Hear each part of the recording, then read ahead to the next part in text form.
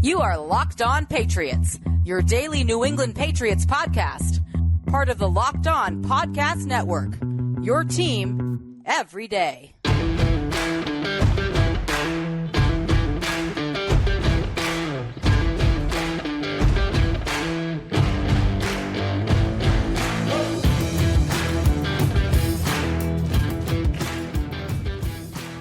Hello to all of you Foxborough faithful, and thank you once again for making Locked On Patriots a daily part of your New England Patriots coverage. Remember, Locked On Patriots is not only a proud part of the Locked On Podcast Network, your team every day, but we are also free and available on all platforms. So smash that subscribe button on YouTube and make sure to download and follow wherever you get your podcasts to ensure that you get the latest episode as soon as it's available. I'm your host, Mike Debate, and I cover your New England Patriots for Patriots Country of Sports Illustrated.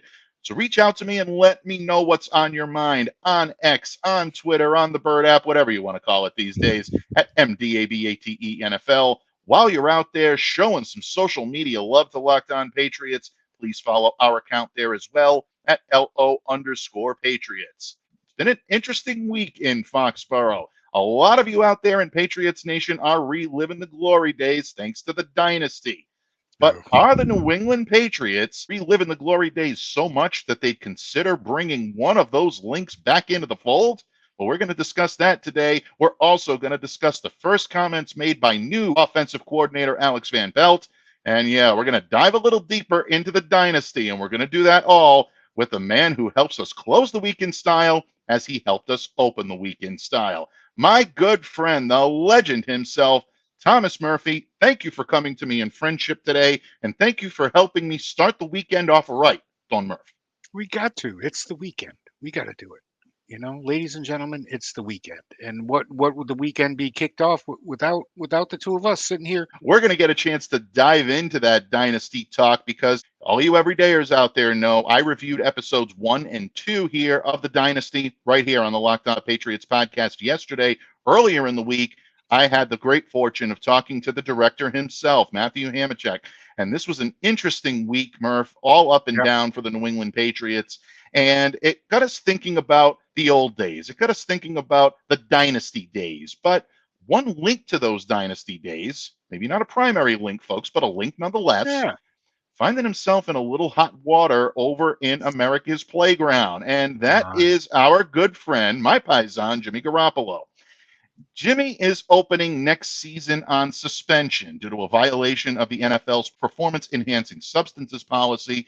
This came down on Friday afternoon as a result of an Adam Schefter ESPN report. Now, according to the report, Murph, Garoppolo's violation is due to his usage of what's being called a prescribed medication that he was taking without being on the league's therapeutic use exemption list. This is going to force Jimmy to miss the first 2 opening games of 2024. And I guess according to Adam's report as well, Jimmy is not expected to appeal this decision. No. Now, this automatically created a groundswell in New England. He's a former Patriot, the former quarterback, still has a pretty good following here in New England. And a lot of people were wondering about what this is going to mean for his future going forward. Well, the Raiders wasted little time leaking essentially the story that within 5 days of the league year beginning, Jimmy is going to find himself on the outside looking in, so it doesn't trigger a very hefty roster bonus on their behalf. So Jimmy is going to be looking for a new job, and he's also going to be sitting out the first 2 games of the season. There is a unsilent majority section of the New England Patriots fan base that automatically assume that maybe Jimmy might be on his way back to New England. Murph, before I weigh into it, as if you haven't judged how I feel about it from the sarcasm dripping from my voice, folks, Murph, what do you think about all this with Jimmy? Is this a situation that the Patriots would even consider at this point? Survey says, hell no. Yeah. Hell no. All right. I'm sorry. Jimmy can't stay healthy. He can't stay on the field. I applaud Jimmy for everything that he's done in this league, but it's not in the cards, guys. It's time to move on. We're not going backwards here. And quite frankly, he's proven not to only to be a resident of the island, but the Burgermeister Meisterburger of the that nice little island called Fragile. And he's too fragile. You're not going to bring him in here if you keep, all right, if you are keeping Mac Jones around, this is not a good thing to have Jimmy G over his shoulder. If you bring in a rookie, I don't think that Jimmy G is the type of guy that can mentor a young quarterback. He just does not have that skill set. Everybody looks at Jimmy Garoppolo and they look at the promise that he showed when he Yep. was here in New England. I think a lot of that is viewed with rose-colored glasses, and I'm going to get into that prowess in just a moment. But obviously, Jimmy put his name on the map as a potential starter in 2017, leading Right. the San Francisco 49ers to really within an eyelash of that Super Yeah. Bowl. People forget how close Yep. San Francisco came to beating Kansas City in that Super Bowl. Jimmy doesn't sail that pass high into the end zone. Maybe we're talking about Mahomes only having 2 rings instead of Right. 3. But at this point, when you look at what Jimmy has done since, it really hasn't been all that impressive. He's played 32 games the next 3 seasons due to injury, had the foot injury in 2022, ultimately surrenders the position to Brock Purdy. You figure Garoppolo coming in last year with the Raiders, Yep. connection with Josh McDaniels, Right. you figure if there's going to be any type of reclamation project for Jimmy, this is going to be it. Right. He's going to be able to at least perform adequately under Josh. I won't say thrive, but perform No. adequately. Garoppolo just No. cannot stay healthy and on the field. 7 games last season, 3-3 record in 6 starts, threw for 1,205 yards, 7 touchdowns, 9 interceptions. So none of those stats are going to illuminate or set the world on fire. And here's why I don't think the Patriots are going to go this route. First of all, for all of the reasons that you said, Murph, not really a guy that's known for his mentoring skills, not someone that's going to come in and be able to push a young quarterback or be able to mentor a young quarterback or someone to that effect that's really going to raise the talent level in that quarterback Right. room. But more than that, if the Patriots are going to go this route, aren't they just better off keeping Mac Jones? I think there's more of an Yeah. upside. I think there's an opportunity there for him to run a West Coast offense. To me, this would be a step back if they let Mac go and they bring Jimmy in. Personally, I don't think either one of them should be on this roster next year, but I would say that it makes more sense to retain Mac because he's got more experience working with the guys in that locker room.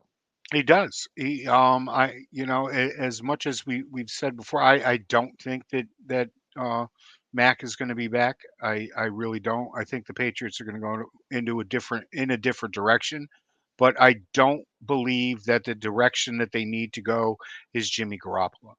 Mm, Okay, I really don't. I don't think that I agree with you that Mac would be the better decision um, on its surface, but we've talked before about how Mac is seen in this locker room right now. hmm Yep. All right, we've talked about it on several occasions that I think that he has lost a vast majority of this locker room. That some of these Mm, guys do not want to play for him, and you can basically say that about Jimmy Garoppolo last year in Las Vegas, with the Raiders. I don't think that this team was ever behind Jimmy Garoppolo at all. I don't think his vaunted weapons out there were enamored with the style of Josh McDaniels or with the talent of Jimmy Garoppolo. mm, I think that he was a byproduct of the Shanahan system and of all the talent that they had out there. And you can't make the club if you're in the tub. And this mm, man just, he keeps cashing those checks. God bless him. He's gonna walk upright when this is all said and done. But I don't think it's going to happen here. I mm. just don't. And I still don't think that Mac Jones is in the quarterback room come week 1 here in New England. I'm sorry, guys. Yeah, I agree with you. I think it's time for Mac to move on, and I think he will move on. And to be Yeah. honest, I think it's best for both parties. But when it comes to Jimmy Garoppolo, and I'm glad that you mentioned his durability because there were rumblings, Murph, when he was here, and you Hmm. heard these as well as I Oh did. yeah. And I'm not substantiating these folks. I'm simply relaying what some of the narrative was at the time. a lot of people looked at Jimmy as someone that was easily injured and maybe not as eager to get back on the field as he needed to be in such short order. Um, there were rumors abound that the Patriots were eager to have Jimmy come back and play through the injury he suffered when Tom Yep. Brady was out on suspension. They wanted him to start against the Buffalo Bills, a game that Jacoby Brissett Yep. ended up starting, not feeling Yeah, 100%. man. He was Couldn't injured. hold the football. The team got shut out by the Bills 16 to Yep. nothing. And a lot of what we were hearing at that point is that people were questioning whether or not he had the toughness to play through the injury. In fact, some people were even talking Right. about rumblings around the locker room those last couple of weeks that Jimmy was quote unquote the starter before Right. Tom came back, that they were playing the Tom would have played through it card, trying to Oh see if God, yeah. maybe that would have motivated him, and it didn't. And it didn't. Um, yeah, you have He to was wonder. already thinking about his next contract, his Yeah. next destination, and Mhm, he wasn't gonna take a shot at screwing that up. Now, mhm, taking much better quarterbacks to task for that, but no, I took Jimmy to task for it at that point in time. There was no way, shape, or form that he was gonna hurt himself more by going out there, except having to battle through mhm, pain. Okay, there's a difference between pain and injury. right. Okay, and yeah, no, he just does not want to do that. Mhm.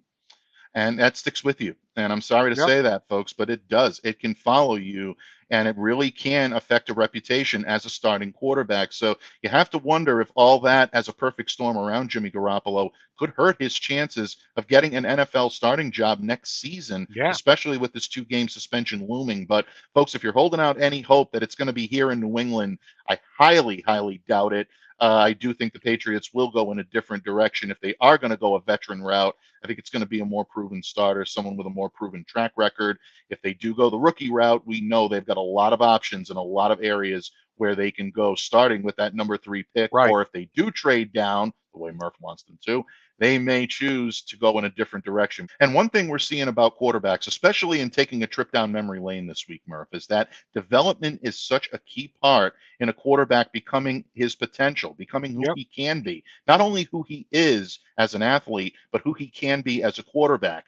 That's a different type of person. And when the two meet, it makes for a hell of a football player. right, One of the things that the Patriots know they do have in the room this year is a guy that can develop quarterbacks. He's got a hell of a track record in doing that, folks. And that is new Patriots offensive coordinator, Alex Van Pelt. right. In just a moment, when we continue, Murph and I are going to delve into what Alex had to say to Patriots.com earlier this week, how it makes us feel about the quarterback position moving forward, as well as the offense as a whole. When this episode of the Locked On Patriots podcast continues, a proud part of the Locked On Podcast Network, your team every day.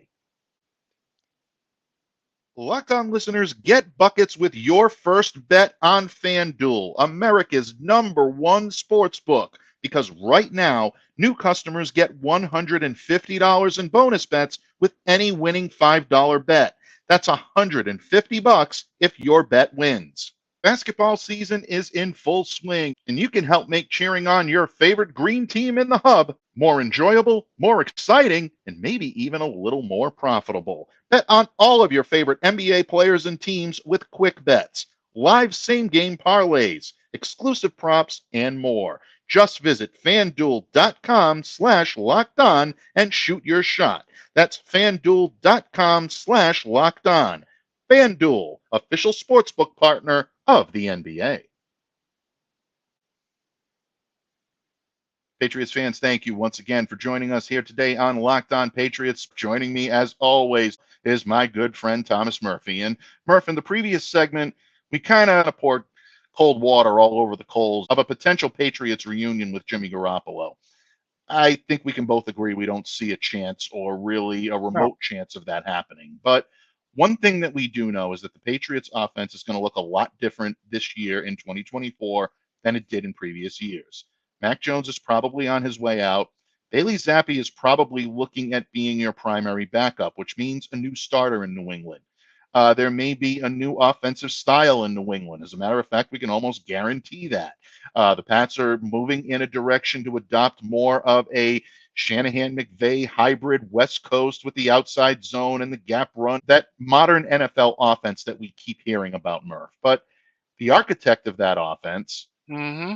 is going to be Alex Van Pelt, our new Right. offensive coordinator here in New England. And up until this week, hadn't really heard much from the man himself. Well, that did change when Alex spoke to Patriots.com earlier this week. And Murph, when I looked at what Alex had to say, and I looked at his philosophies, you kind of knew a lot of this coming in, but to hear it come out of his mouth and the conviction and the way that he said it leads me to believe that this guy is very serious about coming in here and putting his stamp on this offense Yep. immediately. Judging by what you heard from Alex Van Pelt, judging by what you've seen and read about him and his history in the NFL, how excited are you to watch this guy's offense this year? What are going to be the keys that you're going to be looking for to turn in 2024? Yeah, I love the fact that he's talking about running the football. Whether it's going to be outside zone or it's going to be smash mouth up the middle. This man wants to run the football. He knows that winning in the NFL, you have to be able to run the ball. You have to be able to run the ball in January if you are going to be successful. Every Patriots team that has been successful has been a running Mm-hmm. team first. I mean, you can there's the outliers during the Moss years where Tom was just, chucking it up and just having fun and exciting the whole world and making me rich because all I did was bet the Pats in the over. And it was a fun time. But when you get down to brass tacks, when everybody talks about this incarnation or that incarnation. It's about execution. It's about running the football. It's about setting up play action passes and moving the chains that way. Matriculate down the field and get sixes. And Alex Van Pelt, I think, would agree with you. As a matter of fact, I know he does because he said something similar to Patriots.com, especially about talking about scheme, because we hear this an awful lot with him. To open the segment, I came in saying the Patriots are going to run more of the West Coast style offense. Right. But the one thing that I really loved hearing from Van Pelt is the fact that there is not going to be anything forced on this team when they don't have the personnel to run it. There you And go. that to me that really should be, I think, a wake-up call for Patriots fans. I think it Yep. should make you feel a little bit better. For those of you that are thinking this could be another Patricia Judge situation, it's Right. not going to happen that way. No. I'll quote you Alex Van Pelt verbatim. He says, I think a good coordinator does what's best for his players. A lot of guys will have scheme that they understand. They have That's it. familiarity with it as coordinators, but if it doesn't fit the player, how good is the scheme? So a That's it. good coordinator will often take the strengths of the players that he has, play to their strengths, while at the same time Right. being able to protect them from their weaknesses. For decades, more than 2 decades here in New England, the we touted Bill and the Patriots for putting players in their best position to help the ball club and to succeed. Because when they succeed, the ball club succeeds.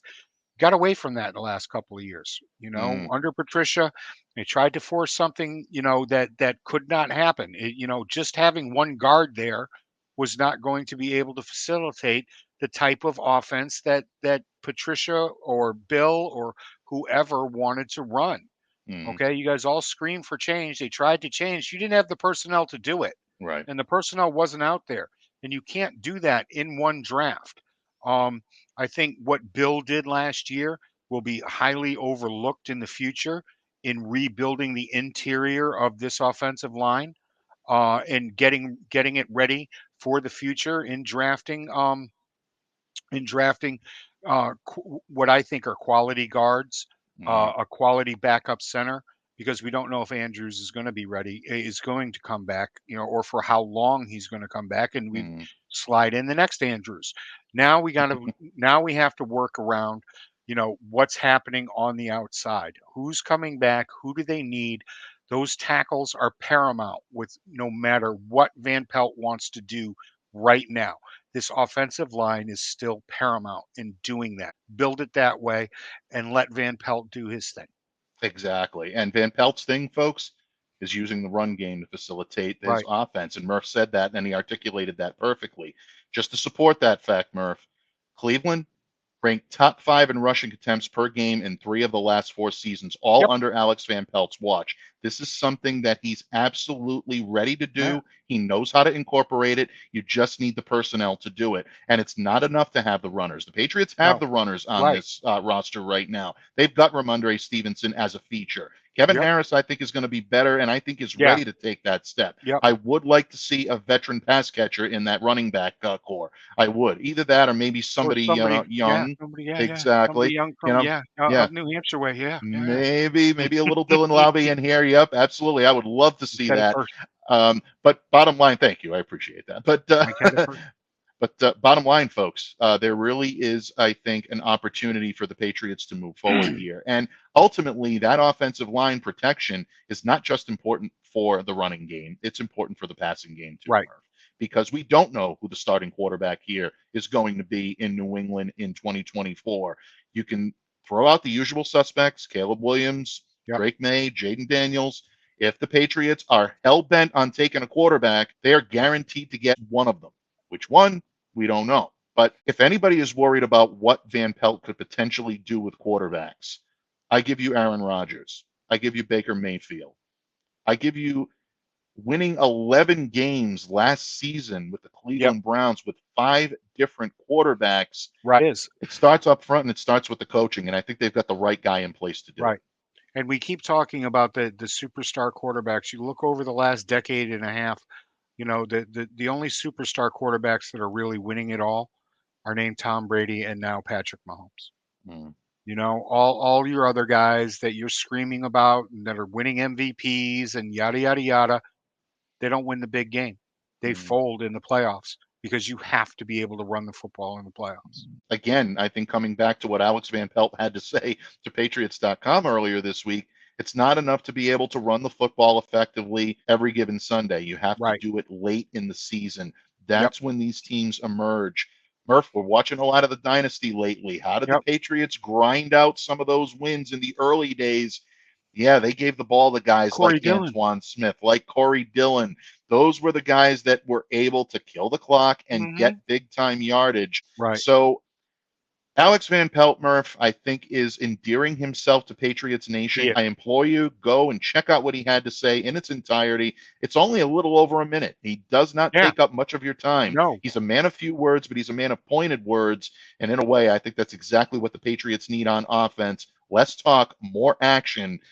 And Murph, kind of reminds you of the old days where the Patriots always let their prowess on the field do the talking. And we've been seeing a lot of that. We've been seeing a lot of the old days. And folks, Murph and I are going to discuss in just a moment where this may lead the narrative for the New England Patriots. Is it going to move the needle in the way we look at the key players in this dynasty moving forward? People like Robert Kraft, Tom Brady, Bill Belichick, or even Drew Bledsoe, and even more. When this episode of the Locked On Patriots podcast continues, a proud part of the Locked On Podcast Network, your team every day. Locked On listeners, we've all been there. You want tickets to the big game or your favorite musical artist, and you just can't find an easy and affordable way to get them?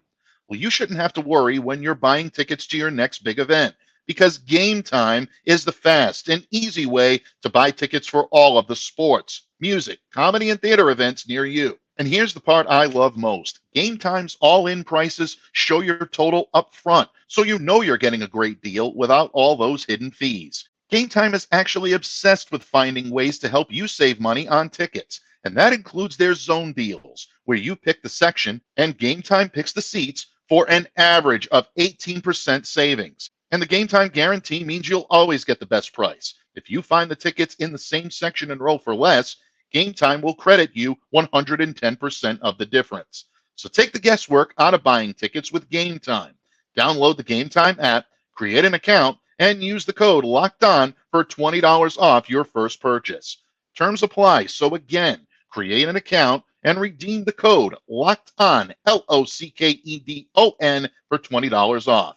Download Game Time today. Last minute tickets, lowest price, guaranteed. Pats fans, thank you once again for joining us here today on this weekend episode of Locked On Patriots. I'm joined by my good friend, the Don of Locked On Patriots, Mr. Thomas Murphy. And Murphy are bringing back a fan favorite on Monday. That's right, folks. You've been waiting for it. We've been waiting for it. The time for the talk has just about ended. It's time to bring back Mock Draft Monday. And each and every Monday from now until the NFL LJ's draft. been sending me mock drafts since Christmas.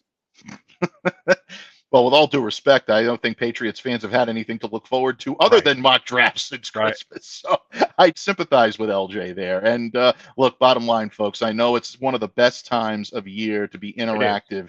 A tip of the cap to all of you everydayers, to all of you casual listeners, and even you first timers. All of your mock drafts are welcome here on Locked On Patriots, and Murph and I cannot wait to feature your great work. So send them in at MDABATENFL, at TMurph207, at LO_Patriots, or again, by email at lockedonpatriots@gmail.com. But Murph, we're not quite done yet. We're not ready to take our leave of the week that was here on Locked On Patriots because we haven't had the opportunity to converse on this topic yet, and that is the release of the first 2 episodes of The Dynasty, a 10-part Apple TV Plus docuseries directed by Emmy-nominated Matthew Hamachek.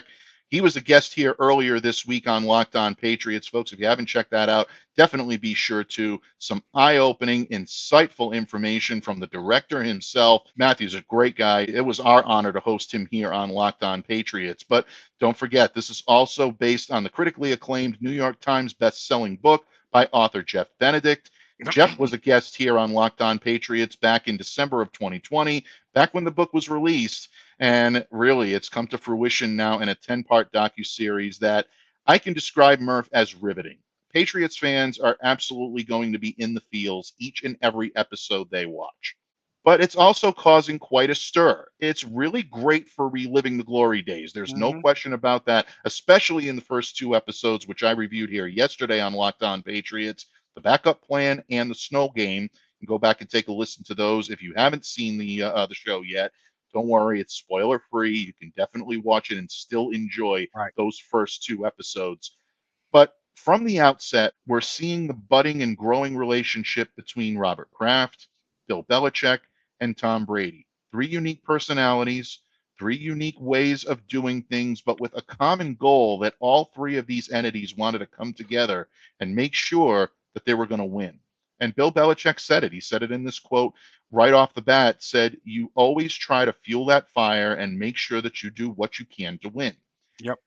My question to you is, that type of attitude has been both a blessing and a curse for the New England Patriots. It's made them beloved in this area. It's made them hated everywhere else in NFL Nation.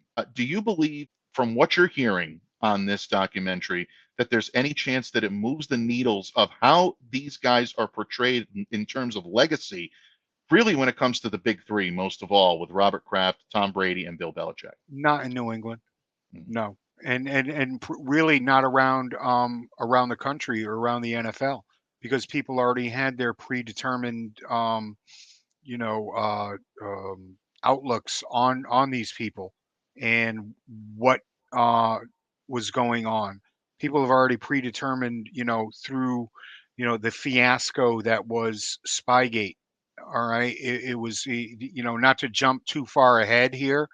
They've already decided, they've already made their decision about how they feel about these people, and they're not good. I don't think this documentary is going to change that whatsoever. The casual fan, the one who tunes in for the Super Bowl every once in a while and or every year, catches a game here or there, will look at this, and yeah, it could taint or change, the way that they looked at this franchise and how it was built, and more importantly, how things ended. Um, you could end up taking a look at Drew Bledsoe and thinking, something that wasn't there. But then again, I was there when Drew Bledsoe said, this is my job. You don't lose your job because you were injured. All right. There's a reason that he was the highest paid quarterback in the NFL at the time of that trade, because he felt that he had earned that money and he had earned his starting position. And so there are some. I've never been big on pulling back the curtain on the, great and powerful Oz. Very difficult to wade through a controlled narrative. Mm, And what I'm getting from this to this point, or you can with almost any docu-series that is based on a true story. It's a controlled narrative, and the people controlling the narrative are the ones that are going to end up looking the best at the end. mm, You can kind of, just to bring this back to home with me and baseball and Alex Cora and everything that happened in in Houston that year with their cheating scandal. Well, the only guy that wasn't in the room when, the principal called you the next day to come in and talk about everything that was going on was Alex Cora. So he was made out to be the villain. And I'm sure that there are going to be villains made out during this docu series. I didn't read the book, so so I don't have much background on it. But I'm sure at the end there are going to be people that are made out to be the villain here, and I can tell you right now, it's not going to be the Crafts. mm. Well, I'm glad that you said that because there were a couple of things that I did find a little odd in this. Um, didn't show a whole lot about the hiring of Bill Belichick. That I thought Okay. maybe was deserving of a little bit more Yeah. screen time than it got. Obviously, it was a situation where you talked about the early days of The Bledsoe, and then all border of a sudden war. it's just like, okay, you know, Belichick is right there. I think that was a huge part of this, and being able to pry him loose from New York, I Yep. think really did help kickstart this dynasty. And the other, speaking of the opposite side of the coin, is that there was hardly any mention, or maybe none even at all, of Bill Parcells. And say what you will, folks, he coached the team for 4 years. I'm not one of those guys that's going out on a limb that's saying he has to be in the Patriots Hall of Fame. I Right. think there's a legitimate argument to Mike both knows better. sides, whether or not he belongs or whether or not he doesn't. But Right. at the He same doesn't. time, this is still a 4 year period in which he earned Right. a 500 record, two playoff appearances, and a berth in a Super Bowl. Right. I think the guy's name It's deserves a to be better. mentioned It, maybe a it was couple a of better. times. Yeah. It was a much better 4 years than Bill's last 4 years. Yeah. This became a destination to Mm, come play before Tom Brady became Tom Brady, and while Drew Bledsoe was under center, guys yeah. stayed here to play. They built a fantastic team, starting with the offensive line. Go back and look at those offensive lines, and Mhm. and no, I am I'm shocked that he didn't even get a mention. Yeah, and again, folks, it's one of those things where you look at revisionist history and you look at who was responsible for certain things. I thought the documentary did a very good job of telling Drew Bledsoe's story. Yep. I know it's a polarizing subject now on social media. Some of the fan base is thinking that maybe he's being romanticized in 2020 hindsight. Some fans are rediscovering Drew for the first time. Say what you will, but the professionalism and the class with which he handled a He very did. difficult situation was a big part of the success that the team had that year. And both Tom Brady, Drew Bledsoe, they've talked about the respect, the mutual respect that Oh they yeah, always maintain for one another. And that is palpable. But you can definitely tell that there was a lot of tension as well. And now when you look back on it and you see the looks that Bledsoe's giving on the sidelines, things of that nature, you can really have a feel for how difficult of a situation that was for it both was. guys. And it was for Tom as well. Don't forget, Tom is forging his identity and he's moving forward. At one point, he tells Ty Law and Lawyer Malloy, I'm not giving this bleep up. And Lawyer and Ty are kind of looking at each other going, okay, kid, all right, yep, that's it. You go, Yep. that's it.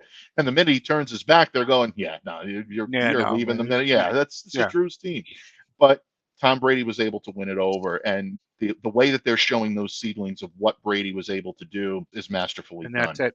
And at the end of the day, it was um it was Bill Belichick who moved on from Drew Bledsoe, who made Mm-hmm. the decision to trade the highest paid quarterback in league history, the highest paid player in league history, um, to a conference foe, to a Mm-hmm. division foe, and go with Tom Brady. And at the end of the day, don't forget that. Mm. And I think it gives you a newfound, or at least it did for me. It gave me a newfound respect for Bill Belichick's guts, so to Yep. speak. This was a Yeah. guy who literally had a dummy of himself hanged in effigy Yep. when they cut Bernie Kosar. This is not even when the team moved. This was when he cut Bernie Kosar. Right. This was a widely unpopular decision in Cleveland. He was getting, I mean, the documentary It's goes into this. humongous. Bill Belichick was getting death threats. He had to Mhm. have police protection to bring him home. He was worried about the security of his Of wife, his of his family. family. Yep. You know, you talk about a guy that's gone through a gauntlet and run through a gauntlet to get where he is. I think a lot of people forget what Bill Belichick has had to overcome. He knew that that type of Right. anger, that type of vitriol could be thrown his way once again.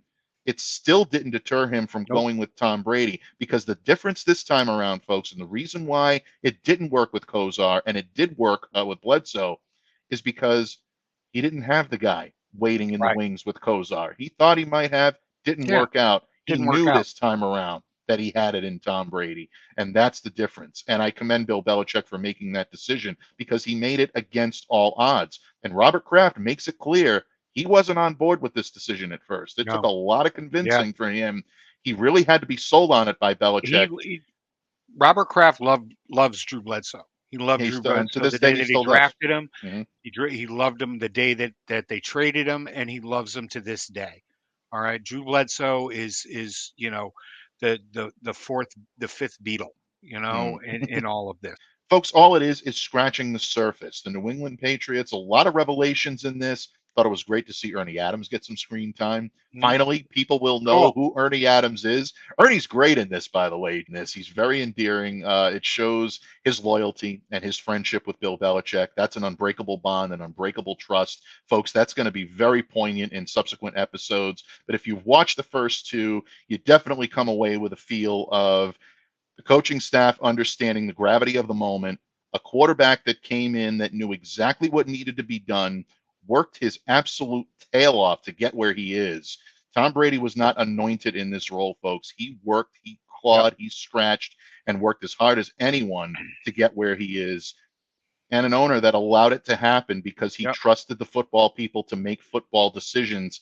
It's a perfect storm. And when that happens, yeah, you know, you get a little snowfall in Foxborough, and all of a sudden the gods start smiling on you. And folks, we will continue to break down the dynasty. As I said yesterday here on the pod, we're going to be continuing to break down each and every episode once they release. Episode 3 will be dropping on February 23rd, so keep a sharp eye out for that. We're going to get an early show out that day, so you'll be able to get a recap and a compliment to your viewing pleasure on that Friday. But bottom line, folks, it is all about Mock Draft Monday, and we pivot now, Murph, to Monday. I can't wait. I know you can't wait, and all of you out there can't wait. But first, we do have to wait just a second, because we have to give well-deserved tribute to my good friend here, the Don of Locked On Patriots, for taking time out of his busy schedule to join us, to lend his wisdom and counsel the way only he can. Don Murph, what can I say? Thank you for everything this week. But on Monday, we will bring back the mock drafts, so make sure to get them in. Download, subscribe to, follow Locked On Patriots wherever you get your podcasts to ensure that you do not miss a single second of the action, especially if you're submitting a mock draft. You want to see if it's going to be featured here on Monday's episode. Murph, what can I say? I thank you once again for joining me here today. Folks, I thank you. We both thank you from the bottom of our hearts for all of the support you provide to us each and every week here on Locked On Patriots. A tip of the cap to all of you casual listeners, to all of you first timers, and especially, and a definite double tip of the cap to all of you everydayers out there who help to make Locked On Patriots possible. On behalf of my good friend, the Count of Murphy Fisto himself, the legendary Thomas Murphy, I'm Mike Debate, reminding you all to stay safe and to stay well and to be the change you wish to see in the world. Have a great day, everyone, and we'll see you back here again on Mock Draft Monday on Locked On Patriots.